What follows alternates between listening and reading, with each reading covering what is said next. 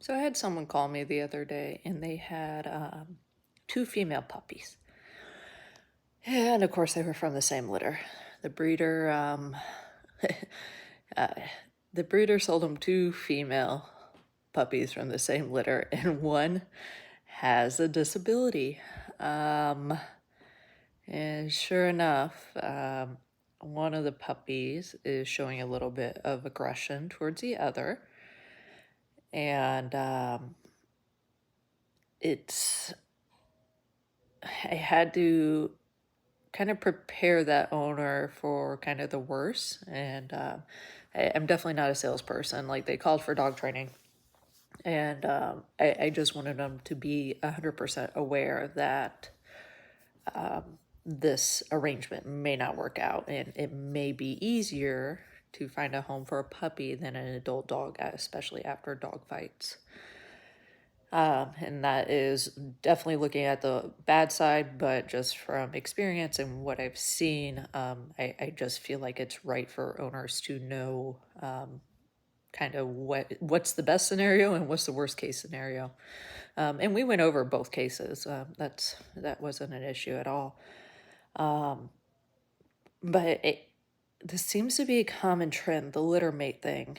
And I have no issues if you get littermates, if you know what you're doing, or have puppies at the same age and know what you're doing. But if you are a first-time dog owner, littermates is going to be tough for you. I mean, littermates is tough for really anyone just because they have a bond together. And then sometimes that can, without the right leadership or guidance, that can lead to quarrels later in life. Now, if you have the same sex, let's just talk about opposite sex aggression and same sex aggression. Same sex aggression is genetically written in most dog breeds. We used to have a saying when I was at Wolf Park that females played for keeps. And it's just like females in other species that they just do not forgive. They almost seem like they hold a grudge. And that is very true in canines, especially when you have two females fighting each other. They do seem to escalate into the dogs can no longer live together. So it's just something to think about to save yourself the heartache. I've been there. I've had two females fighting. You have to find the right balance and personality to your pack. If you have a pack of dogs, if you have a multi-dog household. If you do not, you definitely will be playing the management game. And again, unfortunately, management fails at some point. So just be really, really super wise when you're thinking about like, oh, when that breeder says, no reputable breeder is going to be like, oh, there's puppies still waiting for its home, you should take it. That's a red flag, huge red flag. Don't do it.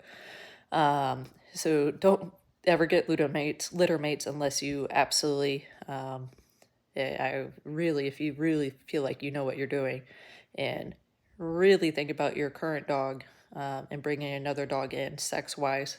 So obviously male and females, you have a generally better chance of less quarrels or anything of that sort. Males and males, same thing. Females, at some point, most of the time I have seen that you can have some major issues, and that's again coming from someone who owns multiple females. But yeah, so just a little public announcement this morning.